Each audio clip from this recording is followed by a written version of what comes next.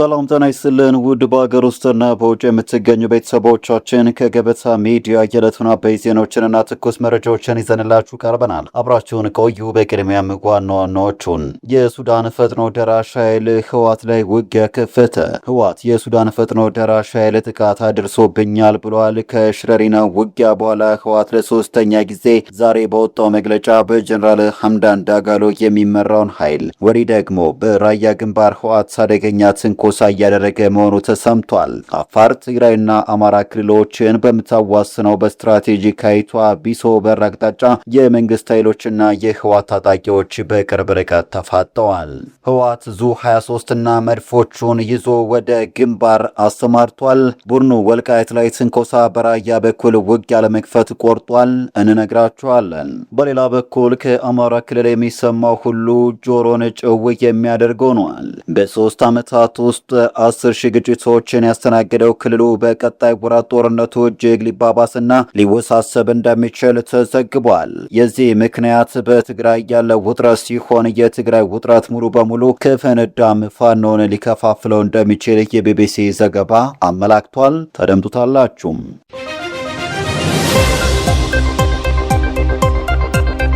ቻናሉን ሰብስክራይብ፣ ቪዲዮ ላይክ በማድረግ እስከ ፍጻሜ አብራችሁ እንድትቆዩን በአክብሮት እንጠይቃለን። ወደ ቀዳሚ ጉዳያችን እንሻገራለን። ህወሓት የሱዳን ፈጥኖ ደራሽ ኃይል ጥቃት አድርሶብኛል አለ።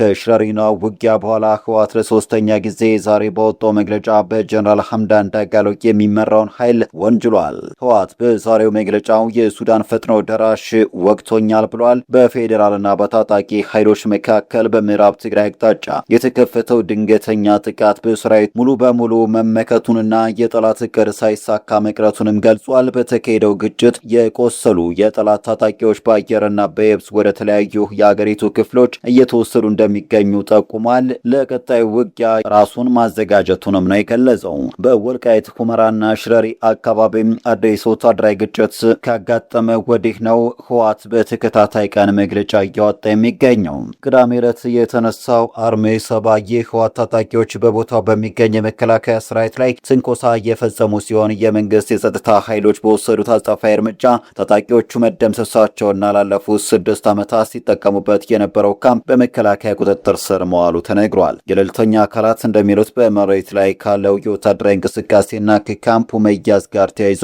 በሁለቱም ወገኖች በኩል የሚወጡ መግለጫዎች አካባቢው ላይ ያለውን ውጥረት የሚያንጸባረቅ መሆናቸው ተመላክቷል። ወሬ ደግሞ በራያ ግንባር ህወሓት አደገኛ ትንኮሳ እያደረገ መሆኑ ተነገረ። አፋር፣ ትግራይና አማራ ክልሎች በምታዋስነው በስትራቴጂካዊቷ ቢሶ በር አቅጣጫ የመንግስት ኃይሎችና የህወሓት ታጣቂዎች በቅርብ ርቀትም ተፋጠዋል። ህወሓት ዙ 23 እና መድፎቹን በመያዝ ወደ ግንባር አሰማርቷል። ቡድኑ ወልቃይት ላይ ትንኮሳ በራያ በኩል ውጊያ ለመክፈትም ህወሓት እንደዛተው ለማድረግ ቆርጦም ተነስቷል ነው የተባለው። በብልጽግና መቃብር ላይ የትግራይን ህልውና አስከብራለሁ፣ 4 ኪሎንም ዳግም እቆጣጠራለሁ በማለትም ሲፎክር ከርሟል። ይህንን ፉከራውን ለማሳካትም ባለፈው ቅዳሜ በምዕራብ ትግራይ ሽረሪና መከላከያ ሰራዊት ላይ ትንኮሳ በመክፈት 23 ሰዓታትን የፈጀ ውጊያም አድርጓል። ቡድኑ በወልቃይት ትንኮሳ በራያ ሙሉ ጦርነት ለመክፈት ማቀዱን መሬት ላይ ያሉ ተጨባጭ ሁኔታዎችም ያመላክታሉ። ከቅዳሜው ውጊያ በኋላ ከፍተኛ ቁጥር ያለው ኃይሉን ወደ ራያ ቀጠና እያስጠጋና እያከማቸ ይገኛል። በተጨማሪም 23 ረጅምና መካከለኛ ርቀት ተወንጫፊ መድፎቹን እንዲሁም የጸረ አውሮፕላኖችን በገፍ እያስጠጋ ይገኛል። በተመሳሳይ የኢትዮጵያ ሀገር መከላከያ ሰራዊቱን ወደዚሁ ቀጠና አስጠግቶ ነገሮችን በአንክሮ እየተከታተለ ይገኛል። በተለይም በዞብልና ቢሶበር በተባሉ ስፍራዎች ከፍተኛ ወታደራዊ ውጥረት እንዳለም ተነግሯል። ቢሶበር ሁለቱም ኃይሎች በቅርብ ርቀት ተፋጠዋል። በዚሁ ቀጠና ከሁለቱ ኃይሎች በተጨማሪ የአራ መሬትና የፋኖ ታጣቂዎች በስፋት እንደሚንቀሳቀሱም ይታወቃል። ባለፈው ሳምንት አንድ አፍታ ሚዲያ የአራ መሬት አዛዦችን ዋቢ አድርጎ ባወጣው ዘገባ የነጻ መሬት ታጣቂዎች መቀለ ለመቆጣጠር ሙሉ ዝግጅታቸው መጨረሳቸው ዘግበን ነበር። በራያ ቀጠና ውጊያው የሚቀሰቀስ ከሆነ በርከት ያሉ ኃይሎች የሚሳተፉበት እንደሆነ የሚገመት ነው። ምናልባትም የኤርትራ ጦር ጭምር በዚህ ቀጠና በሚደረገው ውጊያ ሊገባበት ይችላል። የህወሓት ጽሕፈት ቤት ኃላፊ ወይዘሮ ፈትለወርቅ ገብረ እግዚአብሔር ሞንጀሪኖ በራያ ግንባር ውጊያም ከተቀሰቀሰ ሻዕቢያ 3 ሜካናይዝድ ኃይል እንደሚሰጠን ነግሮናል ማለታቸው የሚታወስ ነው። ህወሓት ራያ በተለይም ራያ አላማጣና ራያ ቆቦ እስከ 1980 በትግራይ ክልል አስተዳደር ስር የነበሩ አካባቢዎች በመሆናቸው እነዚህን ይዞታዎች ሙሉ በሙሉ በእጅ ማስገባት አለብኝ የሚል ጽኑ አቋም አለው። ራያ ወደ መካከለኛው የአገሪቱ ክፍል ወሎና ወደ አፋር ክልል የሚያገናኝ ወታደራዊና ኢኮኖሚያዊ ጠቀሜታ ያለው ስትራቴጂካዊ መተላለፊያ መስመር ነው። በሌላ በኩል ደግሞ ከአማራ ክልል የሚሰማው ሁሉ ጆሮን ጨው የሚያደርግም ሆኗል። በ3 ዓመት ውስጥ 10,000 ግጭቶችን እያስተናገደው ክልሉ በቀጣይ ወራት ጦርነቱ እጅግ ሊባባስና ሊወሳሰብ እንደሚችል ተዘግቧል።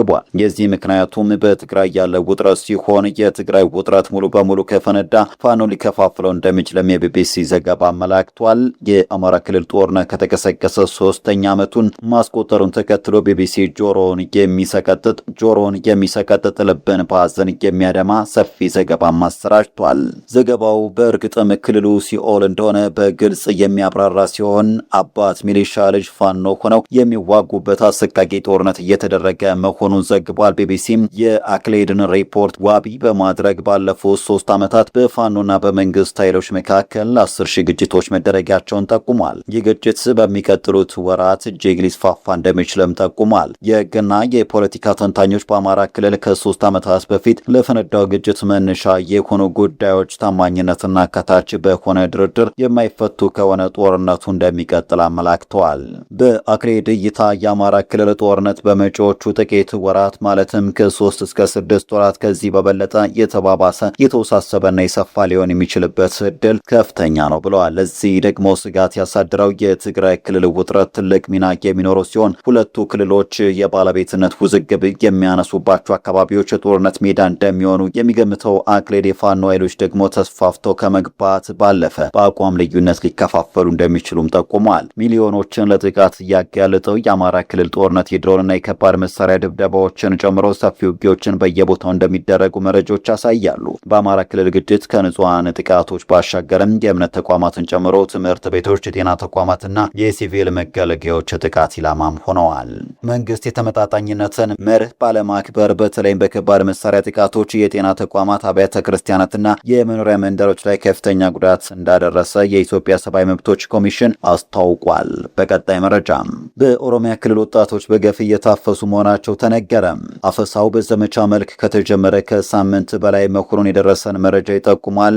አፈሳውን የሚፈጽሙት የሚሊሻ አባላት ናቸው ብለዋል አስተያየታቸውን ያደረሱን የአይን እማኞች። በኦሮሚያ ክልል አንዳንድ ከተሞች ወጣቶች በኃይል አማራጭ በግዳጅ ታፍሰው እየተወሰዱ መሆናቸውን የቦርከና ምንጮችም አስታውቀዋል። በማሳያነቱም ሱሉልታ፣ አዳማም፣ ሻሸመኔ ድርጊት የሚፈጸምባቸው ከተሞች ናቸው ተብሏል። የታፈሱት ወጣቶች መካከልም አብዛኞቹም ቀን ስራ ላይ የተሰማሩ ናቸው ያሉት የመረጃ ምንጫችን አፈሳው የሚፈጸመው በዋናነትም ምሽት አካባቢ ላይ መሆኑን ነው የተናገሩት። በግልና በመንግስት ስራ ላይ የተሰማሩ ወጣቶች ከታፈሱት መካከል እንደሚገኙ የገለጹት የቦርከና ምንጮች የመንግስት ሰራተኞችን እያጣሩ መመለስ መጀመራቸውን ተናግረዋል። በአንጻሩ በግል ተቋማትና በግል ስራ ላይ የተሰማሩትን ከፍተኛ ገንዘብ እያስከፈሉ መልቀቅ መጀመራቸውን ገልጸዋል። የአይነት የወጣቶች አፈሳ በስፋት ሲከናወን የነበረው በትግራይ ክልል ነበረ ሲሆን ዓለም አቀፍ የሰብአዊ መብት ተሟጋች ተቋማት ድርጊቱን አውግዘዋል። በተመሳሳይ መልኩ የፌዴራል መንግስትም ህወሓትን በወጣቶች ላይ የሚፈጽመውን በኃይል የታገዘ አፈሳ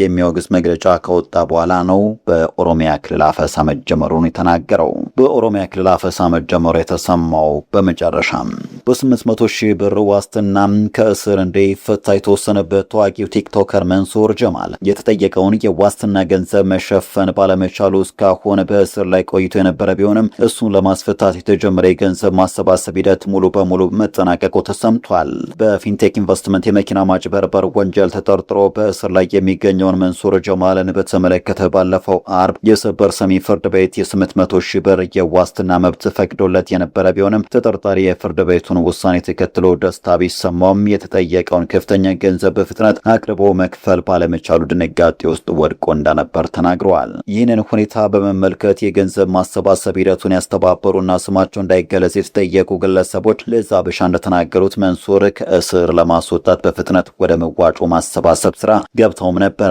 አክለውም እንዳረጋገጡት እስካሁን በተደረገው ከፍተኛ ርብርብ የተጠየቀው ሙሉ የ800,000 ብር የዋስትና ገንዘብ ተሰብስቦ ተጠናቋል።